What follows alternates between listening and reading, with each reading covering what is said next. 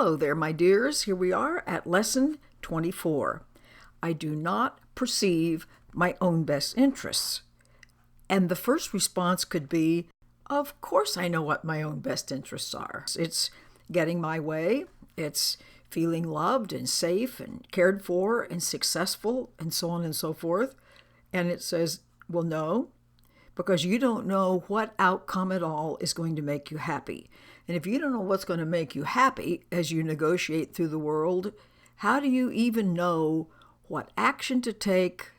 Nor could you judge the result of your actions since you're flying blind, so to speak. And then, of course, it goes on to say, what you do is determined by your perception of the situation, and that's wrong. It doesn't say it's sometimes wrong or could possibly be wrong. It just says it's wrong.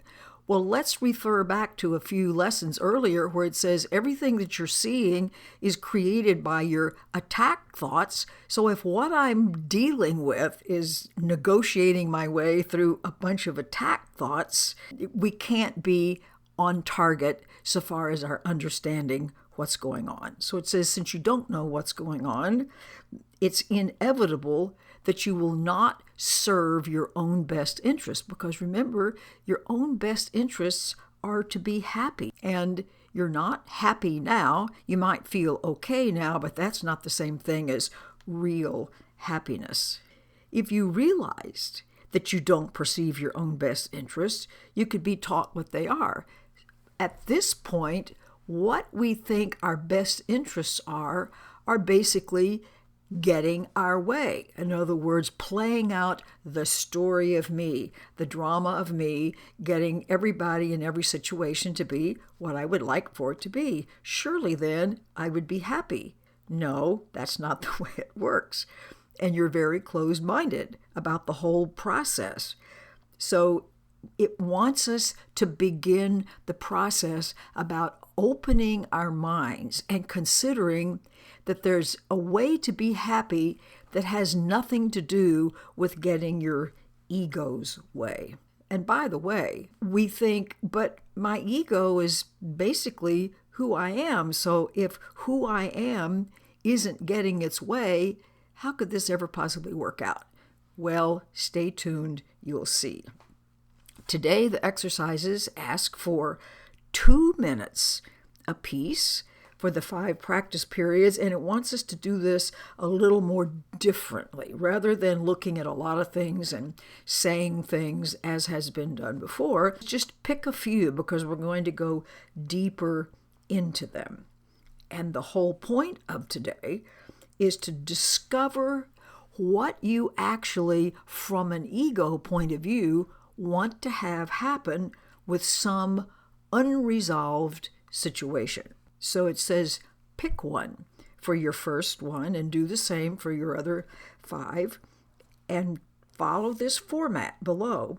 In the situation involving X, I would like for this to happen and this to happen and this to happen, and however many things that you can dream up that you think will be the happy results or the appropriate results if you could just get this resolved the way you want to. It reminds us that you're making lots of demands of this situation. You act like if you could just get this turned around the way you want it, you could fix this and this and this and this and this. It says cover as many as you can and then keep reminding yourself, but I don't perceive my best interests in this situation. I don't know what would be the best outcome. I know what my ego thinks would be the best outcome, but how do I know that that's really the best outcome for my real happiness? Because the best outcome, this is a preview of coming attractions, is going to be an outcome that's going to cause us to gradually let go of our very tight grip on the ego mind as my identity. It's as if we've got our fingers clutching on our identity, and these lessons come along and they're very carefully and very gently peeling those fingers back so you can stop gripping hold of ideas that don't serve us and that increase our sense of pain and not our sense of happiness. Let's pretend like you're feeling unfairly treated at work. So you think, okay, what I would like to have happen in this situation about being unfairly treated at work, what I want is to get a promotion. And I would like to be appreciated. And I would like for my boss to be nicer and honor the contribution I'm making. And also because he hasn't been very nice, I just hope the same thing happens to him, where he gets stuck and can't go any further. That seems to be fair. And then I would like to have more travel with this job. I'd like to be off someplace. I also want more autonomy to be able to make my own decisions and be in charge of things and execute this job the way I think it should be. And I also want to be taken care of. And I want some kind of a guarantee that if I get this job, everything's going to work out the way I want it to. Now, you can possibly see that some of these ideas are contradictory, like I want autonomy to make all my decisions and nobody getting in my way, and I want to be taken care of. I want to be guaranteed that this is going to be successful.